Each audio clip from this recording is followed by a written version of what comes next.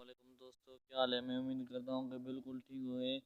आज नेक्स्ट दिन में वीडियो बनाइए, तो वीडियो अच्छी लगे तो सब्सक्राइब कर दे ताकि जो भी वीडियो मैं बना सकूँ आपके पास पहुँच जाए। चलते हैं, वीडियो स्टार्ट करते हैं। शुक्रिया।